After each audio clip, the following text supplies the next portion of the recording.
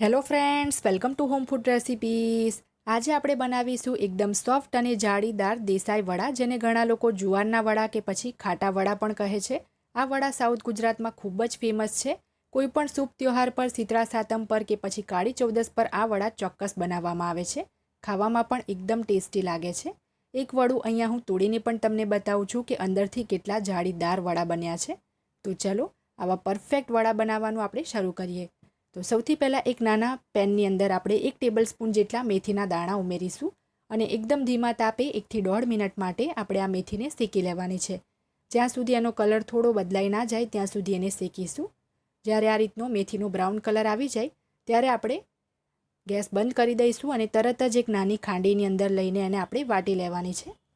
જો તમે એને ઠંડી થવા દેશો તો એને વાટવામાં વાર લાગશે, એટલે ગરમ ગરમ હોય ત્યારે જ આપણે થોડી અધકચરી આવી એને વાટી લેવાની છે. તો અહીંયા તમે જોઈ શકો છો મેથીની મેં અધકચરી ક્રશ કરી લીધી છે.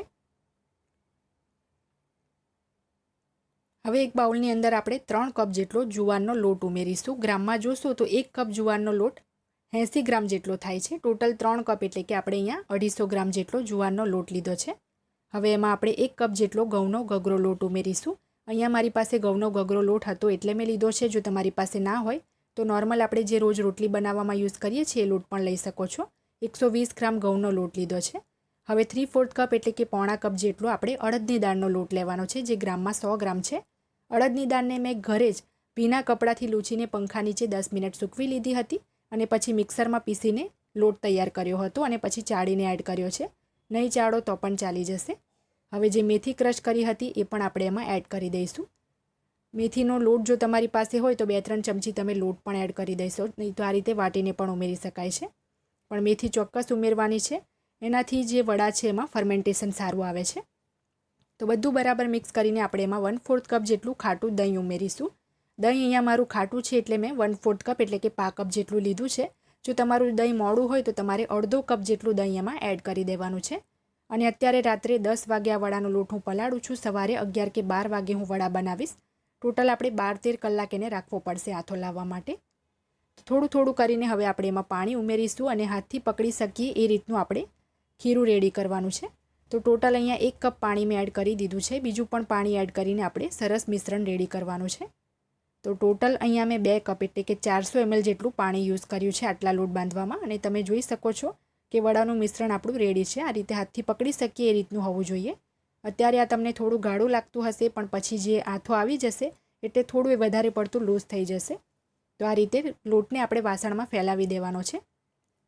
હવે એના પર એક પ્લેટ ઢાંકીને આપણે કોઈ કોટનનું જૂનો દુપટ્ટો કે પછી કોઈ પણ કોટનનું કપડું 3-4 ફોલ્ડ કરીને આ રીતે વાસણને લપેટી દઈશું, જેથી એમાં બિલકુલ પણ હવા ના જાય.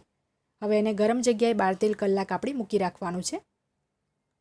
12 થી 13 કલાક પછી આપણે હવે લોટને ચેક કરી લઈએ. તો અહીંયા તમે જોઈ શકો છો કે આપણું જે મિશ્રણ છે એ પહેલાંની કમ્પેરમાં થોડું લૂઝ થઈ ગયું છે. એકદમ સોફ્ટ ફ્લફી આપણું મિશ્રણ લાગી રહ્યું છે. તો હવે એકવાર આપણે ફરીથી એને સરસ 2 મિનિટ માટે ફેંટી લેવાનું છે.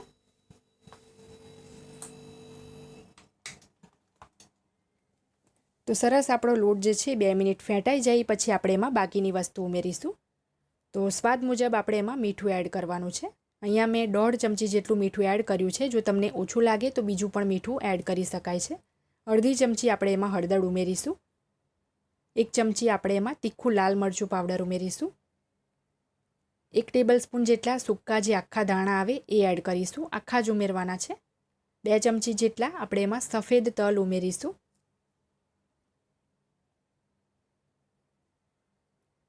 હવે એની અંદર 1 ટેબલ સ્પૂન જેટલો આપણે ગોળ ઉમેરવાનો છે. અહીંયા મેં દેશી ગોળ લીધો છે. અને આ જે વડાનું ખીરું છે એને હાંડવા ઢોકળાનું જે ખીરું હોય એની કમ્પેરમાં સમય થોડો આથો લાવવામાં વધારે લાગે છે. 12-13 કલાક આપણે એને મૂકી રાખ્યું છે. તો બધી જ વસ્તુને આપણે બરાબર મિક્સ કરી લેવાની છે. અને ફ્રેશ આદુ લસણ મરચાં પણ મેં વાટીને રાખ્યા છે, એ પણ આપણે એમાં એડ કરી દઈએ. આની અંદર મેં 20 કળી લસણની, 1/2 ઇંચનો આદુનો ટુકડો અને 3 તીખા લીલા મરચાં લઈને ખાંડીમાં વાટી લીધું હતું. જો ફ્રેશ જ વાટીને ઉમેરશો તો વડાનો સ્વાદ ખૂબ જ સરસ આવશે. તો બધું જ આપણે મિક્સ કરી લેવાનું છે. અને તેલ પણ મેં ગેસ ઉપર ગરમ કરવા માટે મૂકી દીધું છે. હવે આપણે એની અંદર એડ કરીશું બેકિંગ સોડા, એટલે કે જે ખાવાનો સોડા આવે એ ઉમેરવાનો છે. 1 ચપટી જેટલો જ એડ કરવાનો છે, વધારે નહીં. જે આપણે ગેસ ઉપર તેલ ગરમ કર્યું હતું એ ગરમ તેલ આપણે એક લેડલ જેટલું એટલે કે આશરે 2 ટેબલસ્પૂન જેટલું એમાં ગરમ તેલ એડ કરી દીધું છે. હવે સરસ આપણે બધી જ વસ્તુને મિક્સ કરી લેવાની છે. સોડા આની અંદર ચોક્કસ એડ કરવાનો છે, નહીં તો વડા આપણા ફૂલશે નહીં. પણ એક ચપટીથી વધારે સોડા ના ઉમેરવો, નહીં તો તમારા વડા વધારે પડતા લાલ થઈ જશે. તો આ આપણું વડાનું મિશ્રણ રેડી છે. આ રીતે હાથથી પકડી શકીએ એ રીતનું લૂઝ હોવું જોઈએ. તો તેલ પણ ગેસ ઉપર સરસ ગરમ થઈ ગયું છે. હવે આપણે એક એક કરીને વડા તેલમાં મૂકતા જઈશું. નાની સાઇઝના જ વડા મૂકીશું, કારણ કે આપણે એમાં સોડા એડ કર્યો છે. એના લીધે વડા આપણા ફૂલીને પણ મોટા થશે. તો એકવારમાં જેટલા આવી શકે એટલા વડા આપણે એક બેચમાં એડ કરીશું.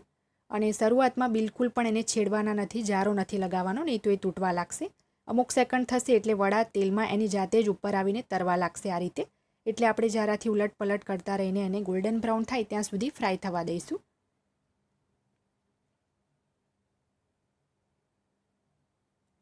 3-4 મિનિટ પછી તમે જોઈ શકો છો વડા આપણા સરસ ગોલ્ડન બ્રાઉન થઈ ગયા છે. આ વડાને તળાતા વધારે વાર નથી લાગતી, 3 થી 4 જ મિનિટમાં સરસ એ બ્રાઉન થઈ જશે. તો હવે આપણે એને એક જારાથી કાઢીને એક ટીશ્યુ પેપર ઉપર લઈ લઈશું, જેથી જે એનું એક્સ્ટ્રા તેલ છે એ બધું જ એબ્ઝોર્બ થઈ જાય. તમે જોઈ જ શકો છો એકદમ ફૂલેલા ઉપરથી ક્રિસ્પી અંદરથી સોફ્ટ વડા છે.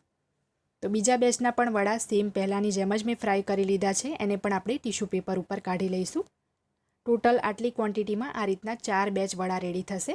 તો તમારા ઘરના ફેમિલી મેમ્બરના હિસાબથી મેઝરમેન્ટ તમે એડજસ્ટ કરીને આ વડા રેડી કરી શકો છો. તો હવે આ વડાને આપણે એક પ્લેટમાં સર્વ કરી લઈએ. આ વડાને તમે એકવાર બનાવીને 3 થી 4 દિવસ સુધી ખાઈ શકો છો. બિલકુલ પણ એ ખરાબ નથી થતા. અને જો તમે પહેલાં ક્યારે આ સાઉથ ગુજરાતના ફેમસ દેસાઈ વડાની રેસીપી ટ્રાય ના કરી હોય તો એકવાર ચોક્કસથી ટ્રાય કરજો. ખૂબ જ સરસ જાળીદાર અને સોફ્ટ આપણા વડા છે. બિલકુલ પણ ખાતી વખતે તમને ગળામાં ડૂચા નહીં વળે. આ વડાને તમે ચા સાથે ખાઈ શકો છો. શ્રાદ્ધમાં દૂધપાક સાથે પણ ખાવામાં આવે છે. તો જો તમને મારી રેસીપી પસંદ આવી હોય તો રેસીપી ટ્રાય કરી ચેનલને સબસ્ક્રાઇબ કરી પાસે આવેલા બેલ આઇકનને જરૂરથી પ્રેસ કરજો, જેથી દરેક નવા વિડીયોની નોટિફિકેશન તરત તમને મળે.